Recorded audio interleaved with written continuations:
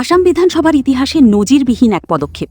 প্রথমবারের মতো প্রাক্তন অধ্যক্ষের কার্যকালে সংঘটিত কথিত নিয়োগ অনিয়ম ও দুর্নীতির অভিযোগে তদন্তের নির্দেশ দিলেন বর্তমান অধ্যক্ষ রঞ্জিত কুমার দাস। সূত্রের খবর, প্রাক্তন অধ্যক্ষ বিশ্বজিৎ দৈমারীর আমলে বিধানসভায় একাধিক নিয়োগে নিয়ম লঙ্ঘন ও অনিয়মের অভিযোগ ওঠে। সেই অভিযোগের ভিত্তিতেই তদন্ত প্রক্রিয়া শুরু করার সিদ্ধান্ত নেওয়া হয়েছে বলে জানিয়েছেন বর্তমান অধ্যক্ষ। রঞ্জিত কুমার দাস জানান, ইতিমধ্যেই বিধানসভার সচিব দুলাল পেগু সহ মোট ২৮ জন কর্মীকে চাকরি থেকে অব্যাহতি দেওয়া হয়েছে। পাশাপাশি যেসব নিয়োগ অপ্রয়োজনীয় বা বিধিবহির্ভূতভাবে করা হয়েছে বলে অভিযোগ রয়েছে, সেগুলির একটি পূর্ণাঙ্গ তালিকা প্রস্তুতের নির্দেশও দেওয়া হয়েছে। অধ্যক্ষ স্পষ্ট করে জানিয়েছেন, তদন্তে যদি কোনো ধরনের অনিয়ম বা দুর্নীতির প্রমাণ পাওয়া যায়, তবে সংশ্লিষ্টদের বিরুদ্ধে আইনানুগ ও কঠোর ব্যবস্থা গ্রহণ করা হবে। এদিকে এই ঘটনাকে কেন্দ্র করে রাজ্যের রাজনৈতিক মহলে ব্যাপক চাঞ্চল্যের সৃষ্টি হয়েছে। গণতান্ত্রিক ব্যবস্থার অন্যতম গুরুত্বপূর্ণ প্রতিষ্ঠান আসাম বিধানসভায় নিয়োগ সংক্রান্ত এই বিতর্ক এখন রাজ্যের রাজনৈতিক অঙ্গনের অন্যতম আলোচিত বিষয় হয়ে উঠেছে।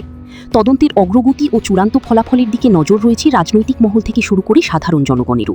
প্ৰত্যেকগৰাকী অধ্যক্ষ যে আমি যদি মানুহ তাতে সোমাই থৈ যাওঁ, তেতিয়াহ'লে এটা সময়ততো তাত অসম বিধানৰ বাদ কৰ্মচাৰীৰ সংখ্যা বেছি হ'বগৈ, বিধায়কৰ সংখ্যাটো কমেই হ'বগৈ। গতিকে মোৰ বিধানসভাৰ সচিবালয়ত যদি মই জাজমেণ্ট দিব নোৱাৰোঁ, তেতিয়া মই কেনেকৈ জাজমেণ্ট দিমগৈ। গতিকে যাৰ কাৰণে এইটো প্ৰয়োজন আছিল কাৰণে, প্ৰাসংগিকতা আছিল কাৰণে এই কামখিনি কৰা হৈছে। এখন সমিতি এখন গঠন কৰি পেলাই তাত তদন্তৰ দায়িত্ব দিব লাগিব। নিশ্চিত ৰূপত এই বিষয়টো লৈ পেলাই আমি আগন্তুক দিনত বিহিত ব্যৱস্থা ল'ব লাগিব। পৰম্পৰা হ'ব নালাগে যে প্ৰত্যেকগৰাকী অধ্যক্ষই যে আমি যদি মানুহ তাতে সোমাই থৈ যাওঁ, তেতিয়াহ'লে এটা সময়ততো তাত অসম বিধানৰ বাদ কৰ্মচাৰীৰ সংখ্যা বেছি হ'বগৈ, বিধায়কৰ সংখ্যাটো কমেই হ'বগৈ।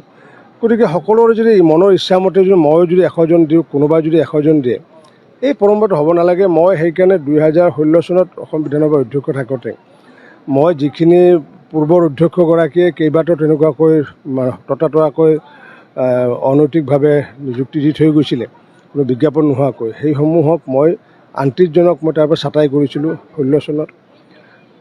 আৰু এইবাৰো যিসমূহ তেনেকুৱা আছে সেইসকলক ছাঁটাই কৰা হৈছে। এটা কওঁ, nation first, party next, individual last.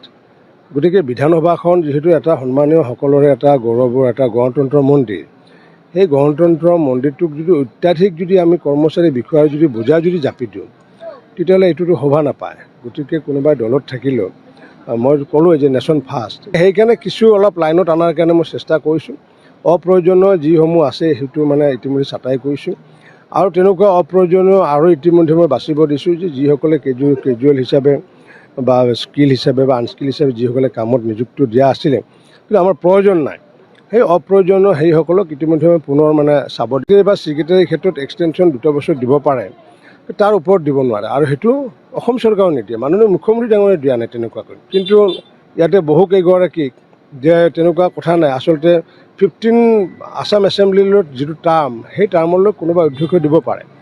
গতিকে যিহেতু সেই টাৰ্মটো এতিয়া 16 আসাম এছেম্বলি আৰম্ভ হৈছে, গতিকে সেইকাৰণে মই তেওঁলোকক যিহেতু প্ৰয়োজন নাই, বিষয়া কৰ্মচাৰীসকলে মোক আপত্তি কৰিছিলে আৰু সেইকাৰণে মই কামৰ পৰা অব্যাহতি দিছোঁ।